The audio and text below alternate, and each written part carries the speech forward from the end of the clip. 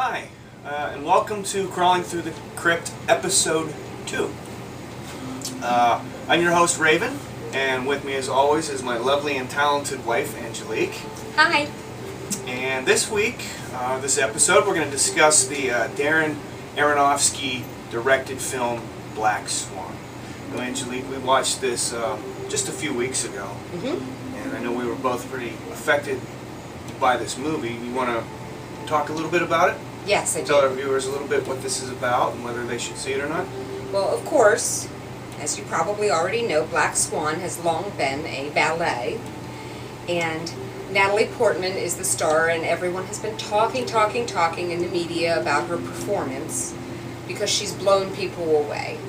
No one expected this degree of openness from her, for her to be able to show such raw ugliness. Since she's known as a beautiful actress, she's known for her gentleness and, I don't know, demure sort of nature. Yes. But also, yes. wouldn't you say a good bit of the talk has also been about the dedication she's put into actually portraying a ballerina? Yes, that she spent a year learning the craft. But we're not here to talk to you about Ballet? yes, No. not even kind of. No, we're talking to you about the movie Black Swan. We're here to talk to you horror hounds about how ugly it got. So let me just set this up real quick for you. Natalie Portman is a aspiring ballet star. She hasn't been a star yet, but she's worked long and hard for a ballet company. Yes. And she gets a chance to be the star of the new production of Black Swan. And she manages to get that role, But and no- all kinds of things happen pretty much because of that. So let's talk a little bit about what goes on in this film. But leading up to her getting the role, you see her, she's the ingenue, she's the sweet, she's the white swan. Because that's the story of the Black Swan Ballet, is that the same ballerina plays the white swan, who's clean, pure, innocent, virginal, and then an evil magician transforms her into the Black Swan. And how is the Black Swan different from the White Swan? Oh, she's everything that's dark. She's sexual, she's malicious, she's able to rip out the heart of her enemy Seductive. and eat it. Seductive. She's everything dark. And you don't think that Natalie Portman is going to be given the role of the Black Swan by the director of the ballet company, who's played by Vincent Cassel, who all you horror hounds, of course, will recognize from things like Irreversible and Satan and a plethora of other. He's a French actor, and he's a very good role player in genre films. He's fairly well known. If you don't know who he is, I suggest you check him out on IMDb and look up some of his other films, because it's definitely worthwhile. Before we go any further, let's just talk real quick about some of the stars in this thing. Aronofsky's managed to pull together some pretty big stars. Natalie Portman as the title role of Black Swan. You have her understudy sort of competition in Mila Kunis. Vincent Cassel, as Angelique has touched on. We have Natalie Portman's mom, Barbara Hershey, who does creepy. to the best of my knowledge, she does the best creepy mom since Carrie? was it Tippi Hedren and Carrie, or was that Tippi? No, it was No. Piper Laurie, maybe. Yeah. Was Carrie White's mom.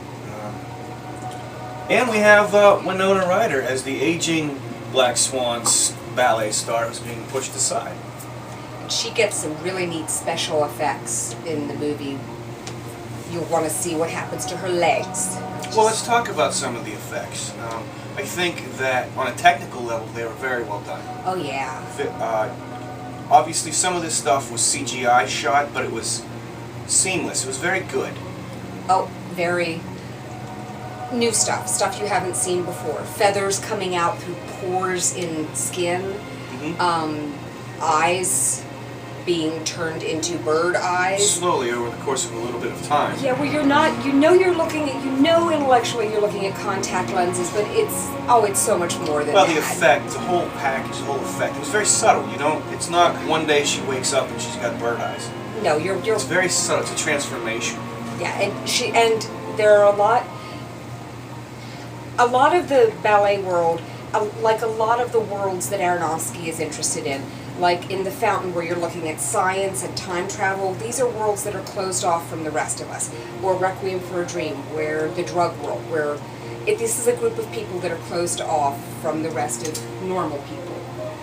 So that they operate by their own rules. Sure, if you're not in that drug culture, you maybe can't quite relate, but you look at it from the outside being fascinated by it. And in the ballet world, they're obsessed with their bodies.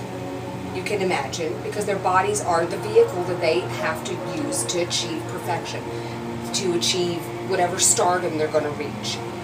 So she's all the time worried about she only can have her little grapefruit for breakfast, and anything strange and new that's happening with her body, her mother is obsessing on. So she's obsessing with her toes because she has to be in those boxy little shoes. So one day her toenail is peeling off, and we get to watch her toenail peel off. And she has long strips of skin that come off. In very gruesome detail with amazingly good special effects, very realistic. Now, let me ask you something else, Angelique. In terms of body transformation horror, which is part of this movie, do you feel that that's just an analogy for her mental transformation as well? Or that it goes hand in hand with it? Yeah, don't you think? Don't you think? Oh, yeah. I was asking your opinion. Oh, most definitely. That's all of Aronofsky's work, though, don't you think? That it's all psychological.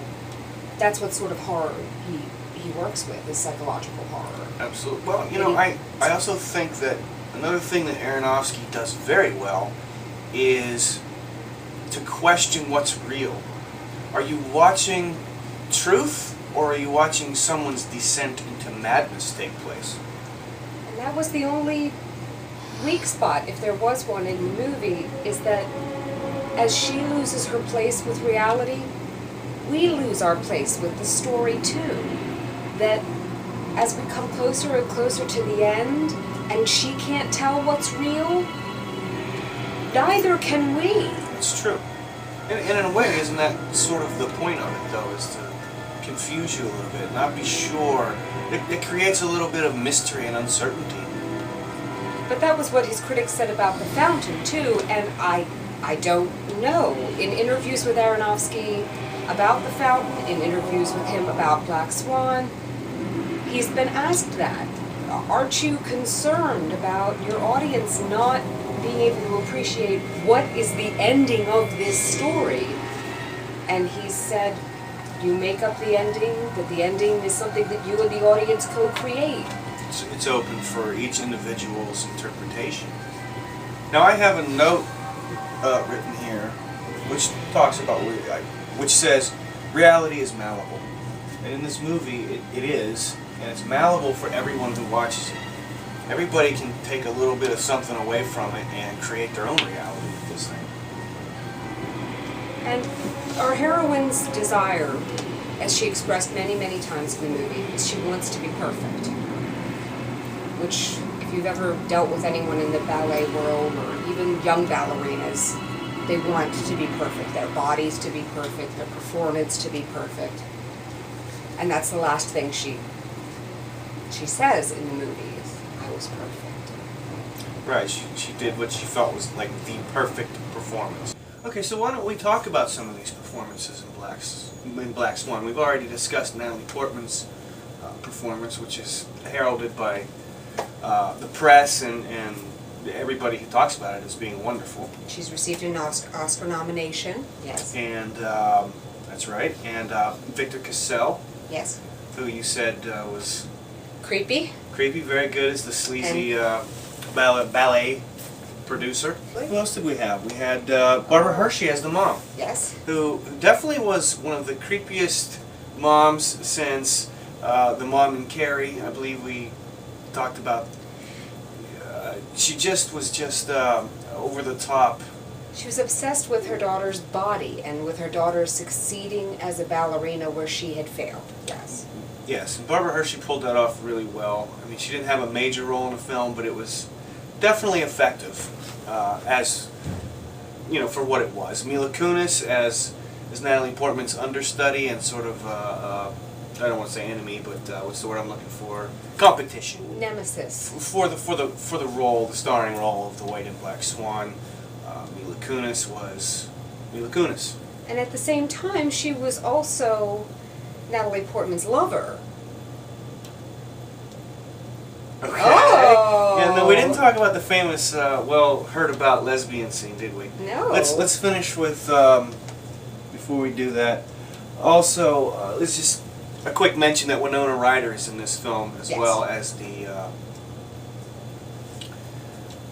ballerina that Natalie Portman is trying to replace. Yes. And so, yeah, before we give our final reviews on, or final... She's also, Winona Ryder could be seen as the allegory, the warning, because she had also been Vincent Cassell's lover. Oh, yes, that's true. She had been the ballerina that he was promoting. She had been his little princess. That's exactly what he called. That's right. His star ballerina. And what he starts calling Natalie Portman. Right, he calls her little princess, and you start to think, well, maybe he's going to use her up and spit her out just like he did Winona Ryder. Let's talk about that lesbian scene. It was, Ooh. It wasn't graphic per se. No, you thought it was graphic? You couldn't see the parts, but oh my goodness. No, it was well done. The parts were all in place. For all you perv hounds out there, you're definitely going to like it. There's some fun action going on there.